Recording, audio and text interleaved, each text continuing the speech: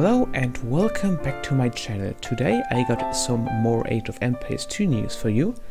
And those are that the new patch 5.8 for Age of Empires 2 HD on Steam is now out. And what does it say? Well, I'll just gonna read through the notes for you now here, starting off with the Elephant Archers. They get more armor against anti-archer attacks and less armor, so 2 extra armor against anti-archer attacks and 2 less armor against anti-cavalry archer attacks. So one with a quite specific armor type against a more broadly used armor type, probably above. I'm not sure in detail if this is in all cases, but in most cases this should be beneficial for them. Eagle Scout creation time now is the same as the Eagle Warrior creation time. It was actually 3 seconds shorter before. This meant that you could get the Eagle Scouts in the feudal age out relatively quickly and then upgrade them to Eagle Warriors and you got a very strong army. Now the strategy will just take longer, maybe isn't worth it anymore. Now the Vietnamese, they got buffed. They get plus 20% HP to the archery range units, which was previously staggered across the ages. As soon as they're feudal age, all archers 20% extra HP, which is quite strong. It is hard to play against Vietnamese archers in feudal age and in castle age as well, I guess, because mangonels are way less scary for them there.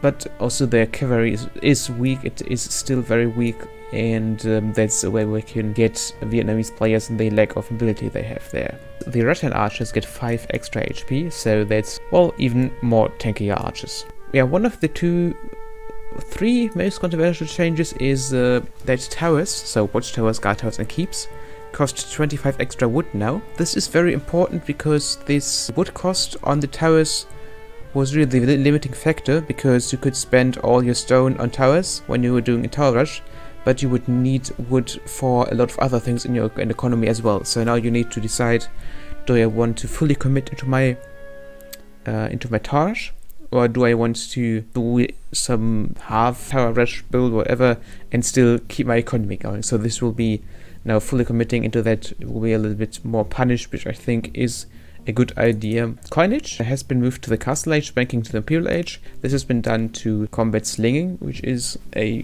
viable strategy, and in part it was a little bit too good. The Curious upgrade costs 600 food and 600 gold instead of 400 food and 200 gold. This is quite a huge change. This was basically the second Eagle nerf here, and quite a big one. The gold cost has tripled, food cost 50% increased. That's quite a bit. The Italian fishing ship bonus cost reduced by 15% from 20%, so now the fishing ships cost a little bit more wood for the Italians. I think they have been on 25% originally, so that was hilariously overpowered, but 20% still was quite good.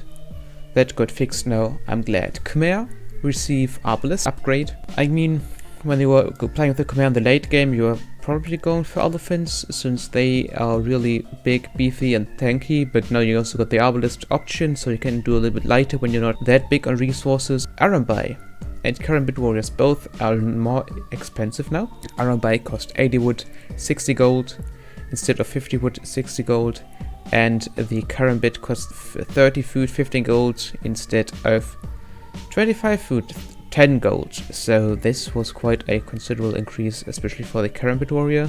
You need to be careful with them because they do cost more now, and the losses will hit you a lot harder. The Korean, they did not only get hit by the 25 extra wood cost for towers, but the bonus for faster fortification building is reduced for towers. So now they have to pay more for the towers and build them slower.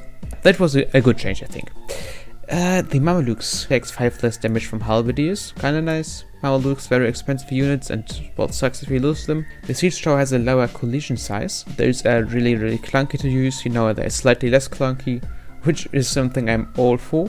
Fire Gullies, sorry, they only do 1 damage to fishing ships now. Before that was 3 damage, which is very good because you are not paying attention to your fishing ships, and then in like a few seconds everything was dead, and the reaction time frame you had there was a little bit too small. Camel archers in general buy the Berbers, so the Berbers is a unique unit. They take 4 extra seconds to be trained, which also I'd say is a good idea. These guys are pretty oppressive. I love the Berbers, but the Camel Archers, they can be a little bit annoying at times. Now, a change which I'm actually not that fond of is the Indian Camel no longer receiving 1 extra melee armor bonus. The Indians, they don't have any knights, so they kind of want to have a somewhat heavy cavalry unit. When they take away their melee armor bonus, that kind of leaves them with no real option to do effective raiding and castle age, as with less options. And I don't think that that's a good idea, because this only tells players that when they play Indians, they need to boom until they are post-imperial age and the whole team is dead, probably. And yeah, there's some more bug fixes or technologies or civ bonuses now working as they were originally intended to, and all those can be read on the Age of Empires website. I will put a link to that into the description if you want to read that for yourself.